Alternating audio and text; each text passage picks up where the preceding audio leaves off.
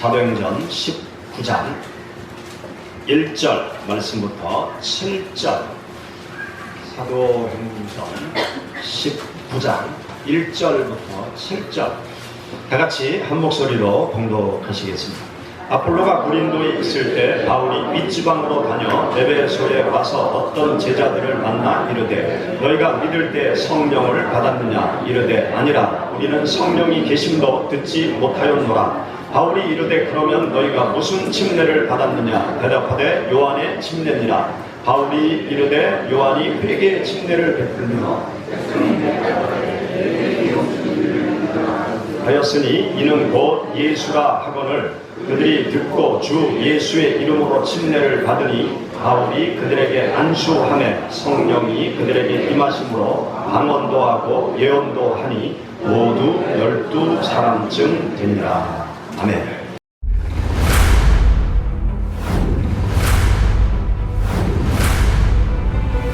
소나무를 같이 먹을 정도로 분명히 하잖아요.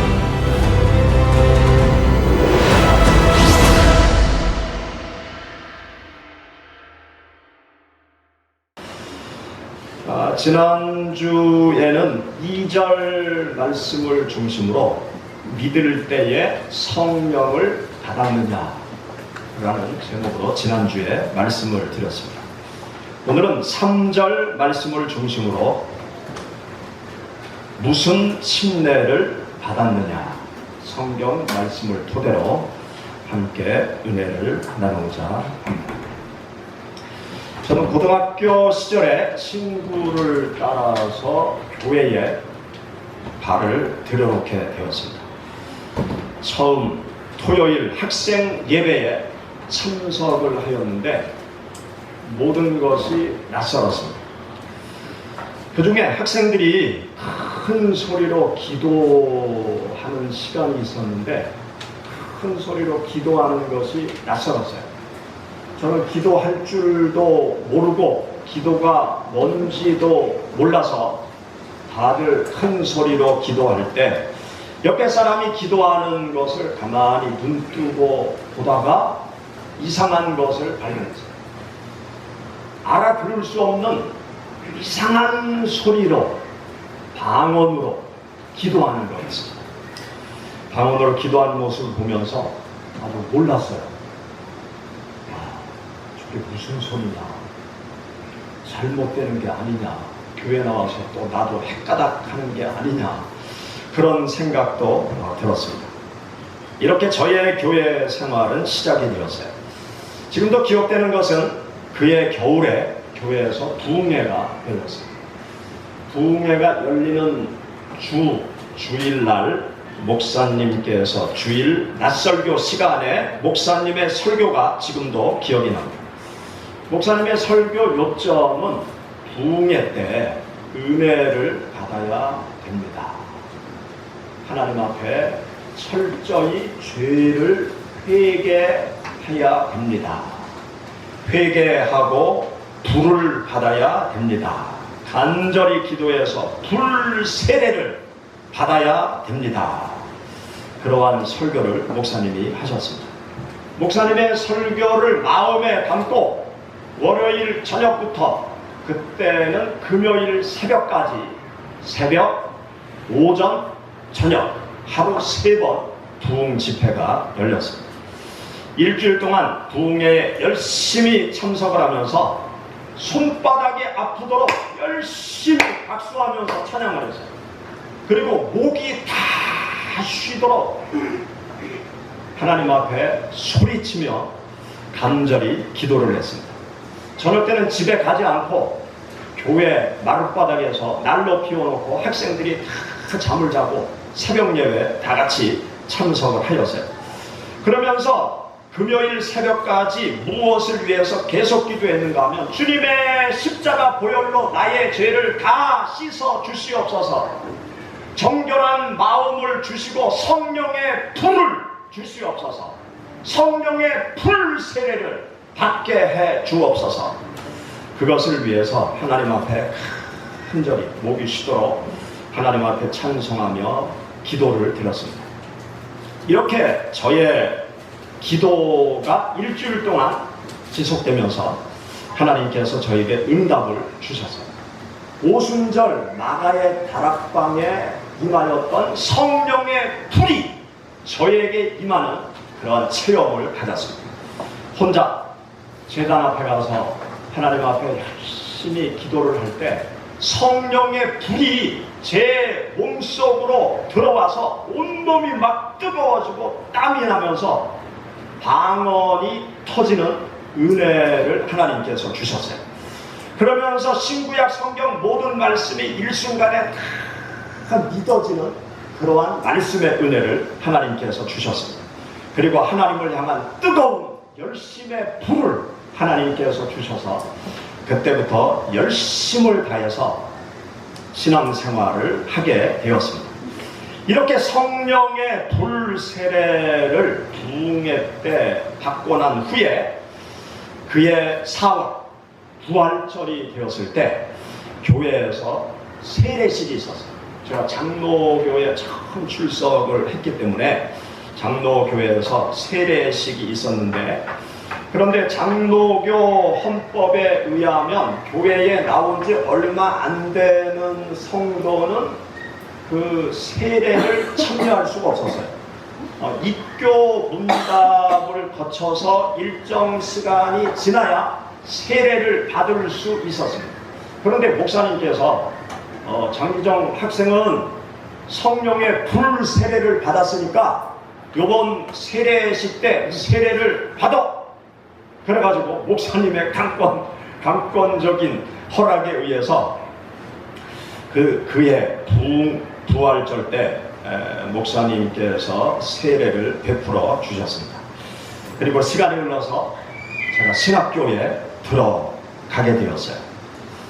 그때 당시 다니던 교단은 장로교단이었는데 목사님께서 웬일인지 서울에 있는 장로교 신학대학으로 가라는 말씀을 하지 않고 고등학교 3학년 5명이 신학교를 가려고 하는데 5명 전부 다 장로교 신학대학 가지 말고 대전에 있는 침례교 신학으로 가라고.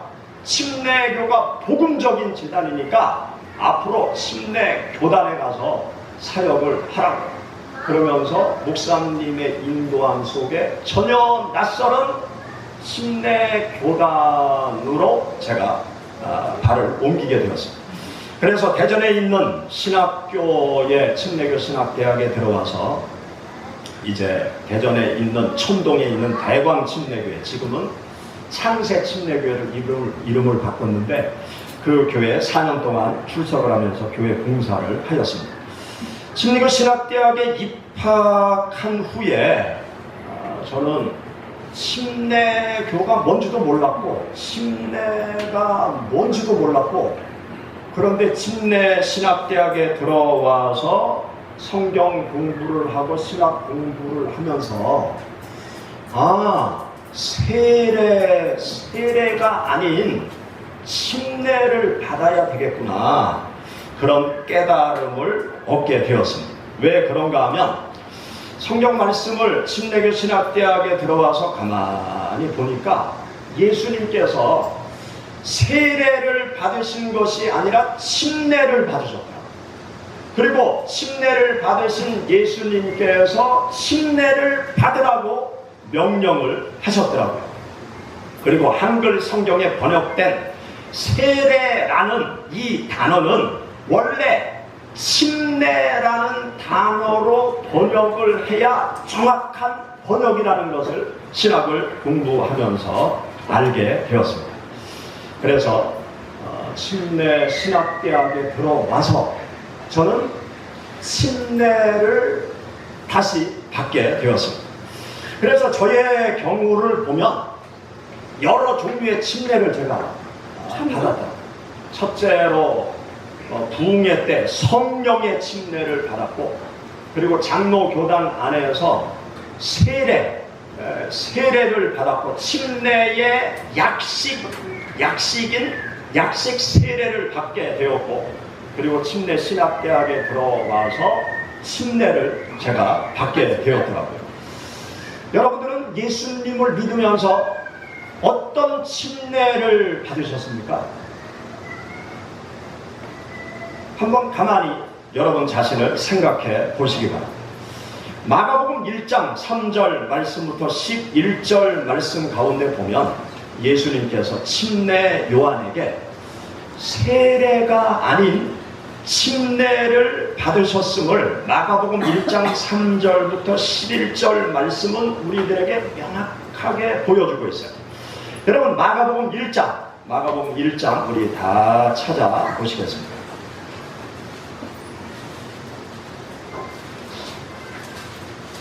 마가복음 1장 3절 말씀부터 11절 말씀 우리 다 같이 봉독하시겠습니다.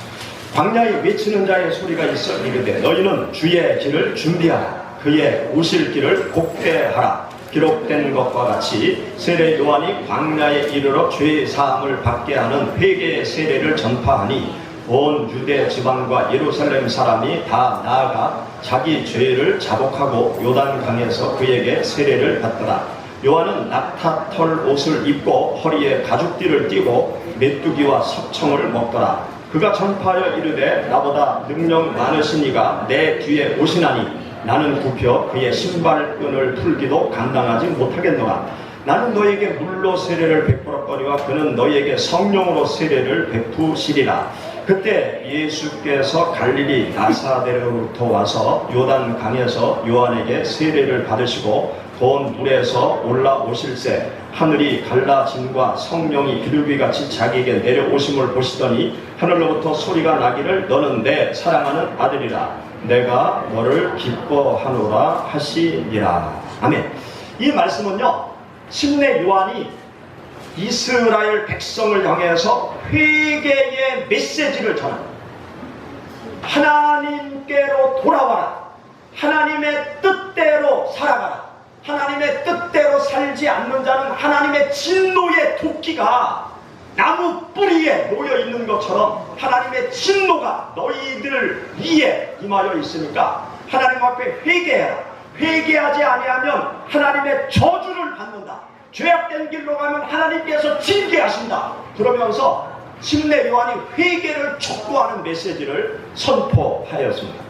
그러면서 이스라엘 백성들이 그 침례 요한의 강력한 메시지 앞에 막 충격을 받고 도전을 받고 죄책감을 얻고 우리가 어떻게 해야 되겠습니까? 그러니까 너희들이 침례를 받고 새로운 삶을 살아가라.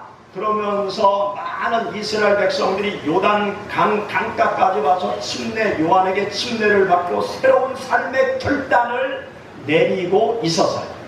그때 예수님께서 요단 강에서 침례를 베푸는 침례 요한에게 찾아가서 침례를 받으신 광경이 우리가 함께 읽은 본문 말씀의 내용입니다.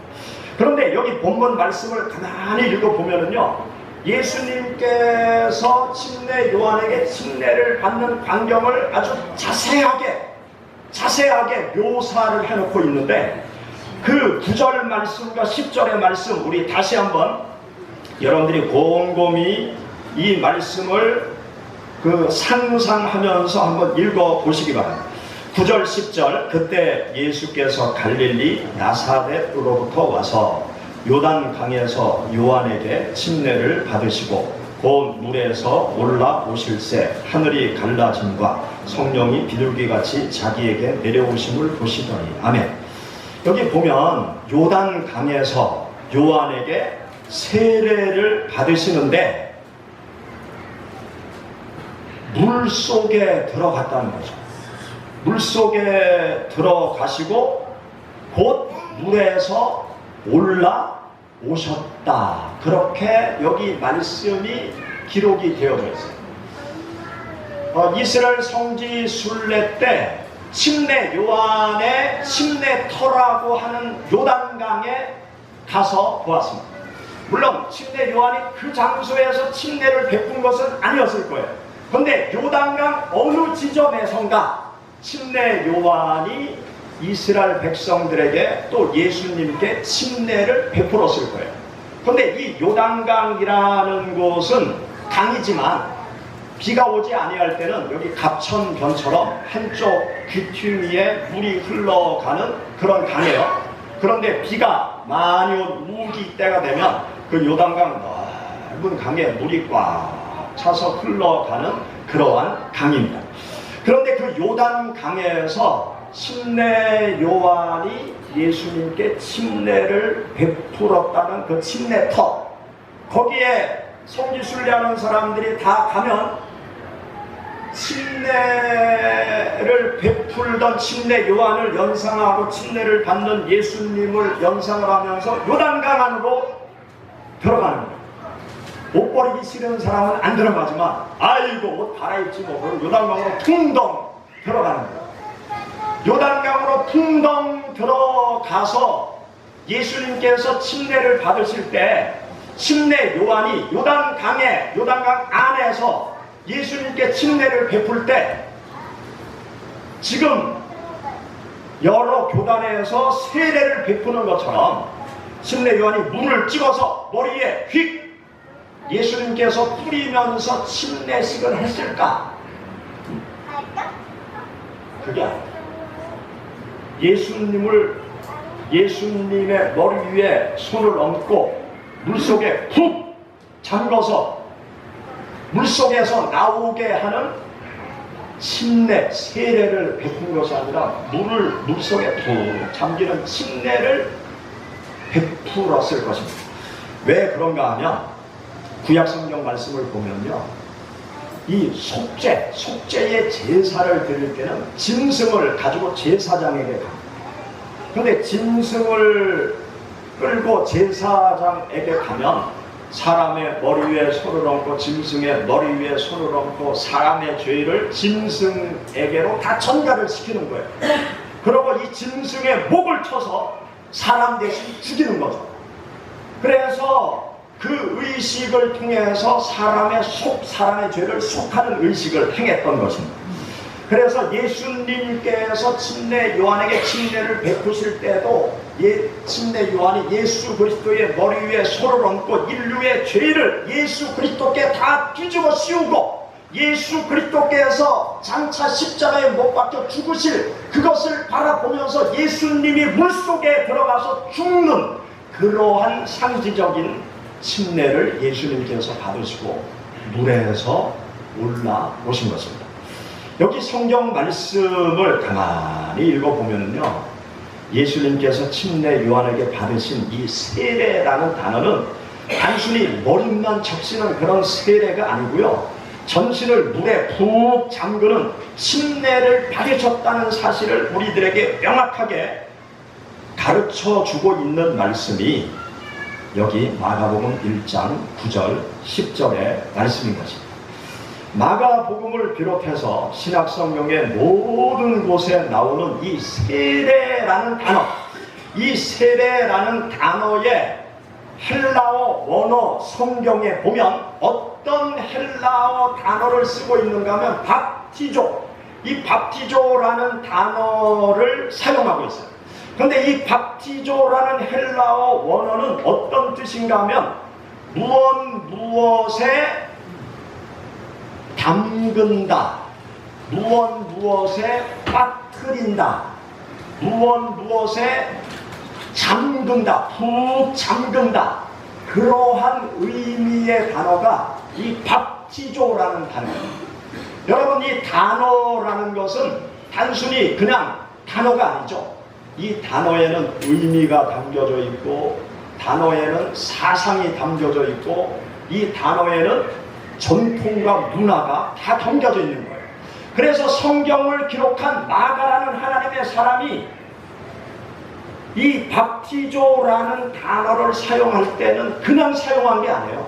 이 밥티조라는 단어 속에 담겨진 의미와 사상과 전통, 그 모든 것들을 다 고려해서 많은 단어 중에 밥티조라는 단어를 뽑아다가 밥티조를 베푸는 요한, 밥티조를 받은 예수님에 대해서 이 밥티조라는 단어를 사용한 것입니다. 그렇기 때문에 성경에 나오는 세례라는 단어는 모두 한자에 잠길 침자, 뿌릴 세자가 아닌 잠길 침자를 뜻하는 단어라는 것을 우리는 알게 되어집니다. 그래서 성경에 나오는 세례라는 단어는 모두 침례를 뜻하고 있다라는 것을 우리는 알아야 됩니다. 머리에 물을 뿌리는 세례가 아니라 온 몸을 잠그는 침례를 의미하는 것이 성경에 나오는 세례라는 단어의 뜻이다라는 것을 우리 모두가 알아야 됩니다. 예수님께서 침례 요한에게 이렇게 인류 공생의 삶을 시작할 때 침례를 받으셨어요. 그리고 예수님께서 십자가 죽음의 길로 걸어가시면서 제자들에게 마지막 유언적인 말씀을 하실 때 예수님께서 만민에게 복음을 전하면서 행하라고 명령하신 그 명령의 내용 중에 보면 침례를 베풀어라, 그렇게 예수님께서 명령하셨어요. 여러분, 마태복음 28장 우리 다 찾아보시죠. 마태복음 28장 19절 20절 말씀 우리 다 같이 읽어보시겠습니다. 그러므로 너희는 가서 모든 민족을 제자로 삼아 아버지와 아들과 성령의 이름으로 침례를 베풀고 내가 너희에게 분부한 모든 것을 가르쳐 지키게 하라. 볼지어다 내가 세상 끝날까지 너희와 항상 함께 있으리라 하시니라. 아멘. 이 예수님의 명령을 정리하면요, 세 가지예요. 세상 모든 사람들에게 복음을 전해서 제자로 삼아라. 그리고 두 번째는 예수 그리스도를 믿는 제자된 사람들에게 침례를 베풀어라. 그리고 세 번째는 그들에게 하나님의 말씀을 열심히 가르쳐서 하나님의 말씀대로 살아가도록 해라 라는 것이 예수님의 마지막 명령의 세 가지였어요. 이 말씀을, 예수님을 믿는 우리 성도들 편에서 이 말씀을 정리를 하면은요, 예수 그리스도를 믿는 성도들은 반드시 침례를 받아야 된다 라는 말씀으로 이 말씀이 우리들에게 다가오는 것입니다. 이 침례 의식을 통해서 우리는 예수 그리스도의 죽으심과 부활을 다시 경험할 수 있습니다. 예수 그리스도의 죽으심과 부활을 가장 사실적으로 상징적으로 우리들에게 가르쳐주는 것이 이 침례 의식이라는 거예요. 제가 세례를 받아보고 그 다음에 침례를 받아보니까요, 세례 받을 때는 예수 그리스도의 죽으심, 부활 전혀 생각을 할 수 없었어요. 왜냐하면 세례 받을 때는 머리 위에 물을 성부와 성자와 성령의 이름으로 내가 세례를 주노라, 그렇게 세례 의식을 하거든요.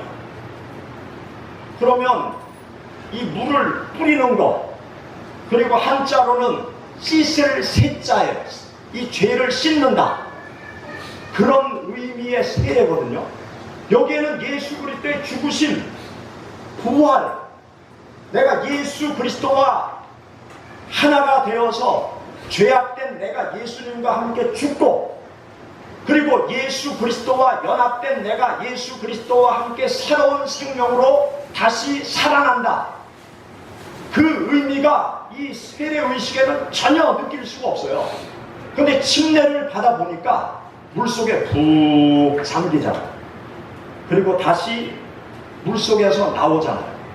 물속에 푹 들어갈 때, 아, 예수님께서 나를 위해서 죽으셨구나. 죄악된 나를 위해서 죽으셨구나. 내가 예수 그리스도로 말미암아 나의 죄가 죽는 것이구나. 그리고 물속에서 나올 때 예수님께서 부활하신 것처럼 내가 예수님과 함께 다시 새로운 생명으로 태어났구나. 내가 새롭게 다시 태어났으니까 새로운 하나님의 자녀로서의 삶의 길을 걸어가야 되겠구나. 그것을 침례 의식 속에서 깊이 온몸으로 체험을 할 수가 있는 것입니다. 침례식을 해마다 실시하는데 이곳 저곳에서 그동안 침례식을 해왔어요. 계곡에 가서도 침례식을 행하고, 바다에 가서도 침례식을 행하고, 내과에 가서도 침례식을 행하고 유성에 가서도 침례식을 행하고 여러 곳에서 침례식을 행했습니다. 침례식을 행할 때 침례 받는 분들에게 제가 교육을 꼭 하는데 어떤 교육을 하는가 하면 물속에 들어가는 것은 예수님과 함께 죄악된 내가 죽는 거다. 그리고 물속에서 나올 때는 죄악된 내가 예수님과 함께 죽고 예수님께서 사망의 권세를 이기고 살아나셨듯이 내가 예수님과 함께 새로운 생명으로 다시 태어나는 것이다. 느껴지도록 제가 성도들의 상태를 보고 죽음을 맛보게. 어떤 분은요, 침례식을 하겠다고 침례식 받는 데까지 왔는데 귀 중이염에 걸려서 이 귀가 물속에 들어가면 안 된다는 거예요. 그래서 다음에 받겠다. 그래가지고 그러시면 귀만 제가 물에 안 잠글 테니까 나중에 귀만 침례 받으시오. 그래서 귀만 제가 물에 안 잠글고 침례를 베풀었어요. 그런데 놀라운 것은 침례 받고 중이염이 싹 나버렸어요. 하나님이 역사하시는 거죠. 이 침례 의식을 통해서요, 우리가 하나님의 우리를 향한 죽기까지 사랑하신 그 예수 그리스도의 큰 은혜와 사랑을 체험할 수 있습니다. 성도 여러분, 여러분들이 예수님을 믿을 때 어떤 침례, 무슨 침례를 받으셨습니까? 세례를 받으셨습니까? 침례를 받으셨습니까? 아니면 성령의 침례까지 받으셨습니까? 침례를 뜻하는 단어는 신약 성경에 77번 나오고 있어요. 그런데 77번 나오는 이 밥티조라는 단어는 세 가지 용도로 사용이 되어졌어요. 요한의 침례, 예수 그리스도를 믿는 자가 받는 침례, 그리고 성령의 침례. 요 세 가지 용도로 밥티조라는 단어는 77번 신약 성경에 등장하게 되어집니다. 우리가 예수 그리스도를 믿는 신앙의 길을 걸어갈 때 침례 요한이 나는 물로 너희에게 침례를 주지만 예수님께서는 예수 그리스도를 믿는 성도들에게 불로 침례를 주리라. 그렇게 침례 요한이 증언했습니다. 마가복음 1장 8절에 보면 내가 너희에게 불로 침례를 베풀었거니와 그는 예수님은 너희에게 성령으로 침례를 베푸시리라. 그렇게 선포했습니다. 예수님께서 하늘로 승천해 가시기 직전 제자들을 모아놓고 사도행전 1장 4절 5절 말씀에 예수님께서 이렇게 말씀하십니다. 사도와 같이 함께 보이사 그들에게 분부하여 이르시되 예루살렘을 떠나지 말고 내게서 들은 바 아버지께서 약속하신 것을 기다리라. 요한은 물로 침례를 베풀었으나 너희는 몇 날이 못되어 성령으로 침례를 받으리라 하셨느니라.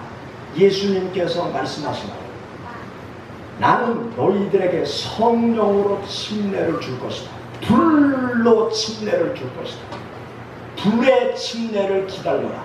그렇게 예수님께서 말씀하셨습니다. 사랑하는 성도 여러분, 우리가 예수 그리스도를 믿는 신앙의 길을 걸어갈 때 우리는 예수 그리스도의 명령을 쫓아서 신앙의 길을 걸어가야 돼요. 예수 그리스도를 믿는 믿음의 고백을 가진 성도들은 침례를 꼭 받아야 돼요. 예수 그리스도를 믿는 성도들은 물의 침례를 지나서 성령의 불의 침례까지 받아야 되는 것입니다. 우리는 예수 그리스도를 믿으면서 주님께서 주시는 성령의 불 침례까지 받아서 사도행전 1장 8절에 말씀하신 것처럼 하나님의 권능을 소유해서 땅끝까지 복음을 증거하는 하나님의 백성들이 되어야 할 줄로 믿습니다. 기도하겠습니다.